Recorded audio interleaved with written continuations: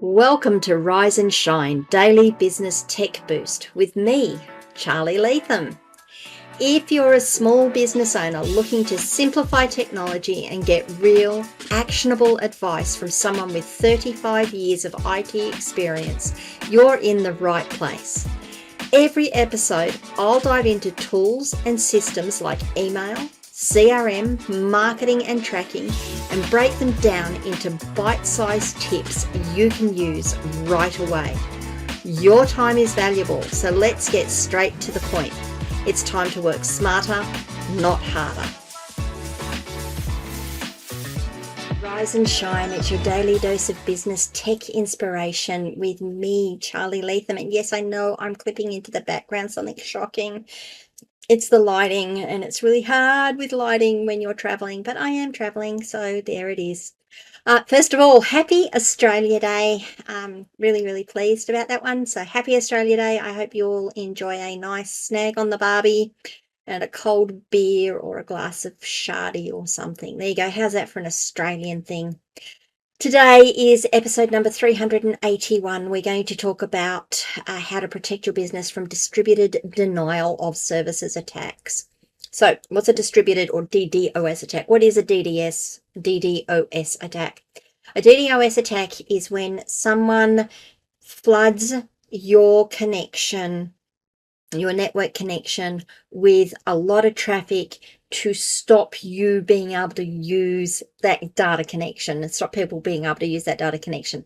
If you think of it in terms of big hoses and little hoses, your internet connection is a hose has a hose connection like this. There we go.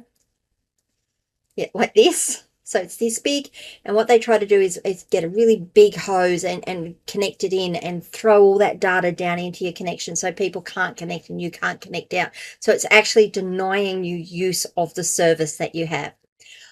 So they either do it on your internet connection or they'll do it to your web server. Now, typically we see these attacks against web servers. Sometimes they're designed just to be a nuisance and stop people actually accessing your service. Sometimes they try to crash the web server just by hitting it with so much data that the server can't cope, so it ends up falling over. Whatever it is, it's malicious typically, and it might just be maliciously annoying. Sometimes they are maliciously dangerous, and you do need to be careful of that. Whatever it is, it's annoying, and it is a big drain on your resources. And if people can't access your website because someone's got a DDoS attack happening, you're going to lose business. You're not going to have people coming to buy your stuff because they can't get on. And if they can't get on, they might not come back too. So it's a nuisance. It's an absolute nuisance. Now, sorry, I keep saying a lot on this one, and I shouldn't do, so I will focus a little more. The other thing I wanted to mention on that is sometimes some people might call that bot traffic. Now, there are bots that are designed to come and visit your site and index it. So Google uses bots, spiders, they used to be called, we call them bots now, to come and visit your website and map it, and so that it can put it into its search engines. Ahrefs does it. A couple of other sites do it. Some other monitoring sites use bots to make sure your site is up and running, etc.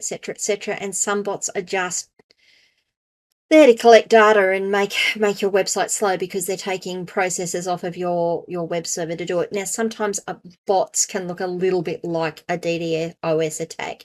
So you do have to be very careful in what you're blocking and what you're not, how you're handling those and what you're seeing.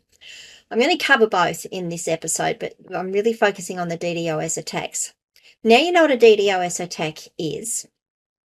There are some tools that you can use to protect your site against it. The one that I like and recommend, and I actually use for all of my clients, is Cloudflare. I put any clients that I host through Cloudflare to give me access to the CDN and to the performance improvements that it gives me, but it also gives me bot attack protection. So if I think a site is under a bot attack or under a DDoS attack, we log into the Cloudflare interface and we hit the I'm under attack button, and it does what it can to distribute the attack away and to protect from the attack. It starts to put up walls and blocks on certain IP addresses.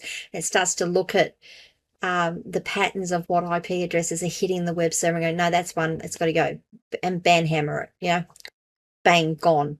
So Cloudflare is one, AWS Shield is another. I'm sure there are others out there, but those two are probably the best ones to look at and to use if you're concerned about DDoS attacks and making sure you're protected from them. The other thing you should be doing, so that's how you can do it if you've got an attack underway and you can see it's an attack.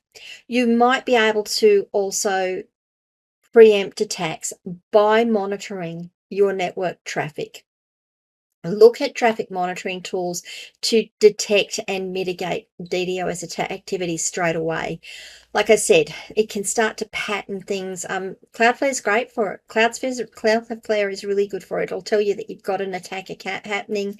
It typically puts up its own protections to start with, and then you can add the extras in on top of it. But you should be looking at your network traffic on a semi-regular basis. You should be looking for the spikes in it. Say, why is that spiking every day at that time? What's going on? Is this something, oh, look, it's spiked and it's not going down. Is this something that I need to be concerned about? So do monitor your network traffic for anomalies, and that's the network traffic coming into your web server or into your network. Yeah, a DDoS attack can occur on many things. And have a policy and a plan to respond to your DDoS incidents.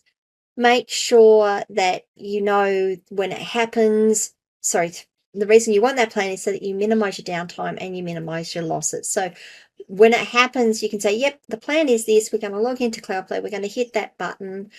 We may bring up another connection that if you've got it available to you so that people can come in another way. We may need to just send out a message to our clients and say, listen, we're experiencing some problems at the moment. We seem to be under attack.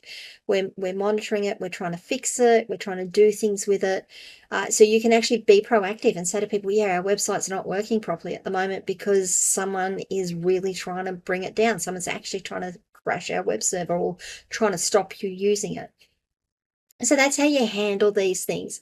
They're not things that you can stop easily, and that's okay. I mean, some things you just can't.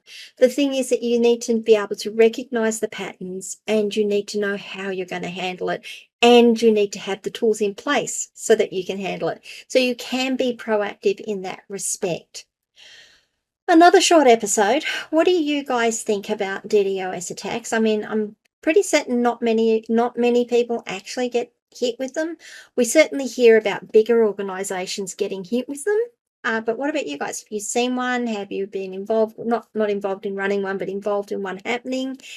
What did you do? What are you thinking about now that I've mentioned it, now that I've made some suggestions? What are you guys all thinking? Let me know. Leave comments wherever you are watching or listening to this video. Come and join me on my locals community, askcharlyleetham.locals.com. I would love to have you as part of the community there.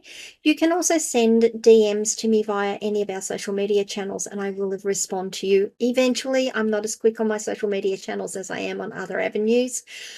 Apart from that, if you could remember to like this video, and if you haven't already, subscribe to the channel and ring the notification bell. And I will see you all tomorrow. We're going to be talking about I'm not quite sure what we're going to talk about tomorrow, but it'll be episode number 382. See you all tomorrow, guys. Bye.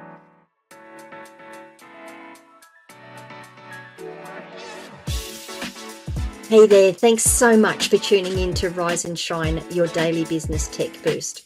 I hope today's episode gave you some actionable insights that will make your business tech work smarter for you. If you found value, be sure to subscribe, leave a review, and share it with other small business owners who could use a daily boost. For more tips, tools, and resources, visit www.askcharlyleetham.com. Until next time, keep rising, keep shining, and let's make tech simple together.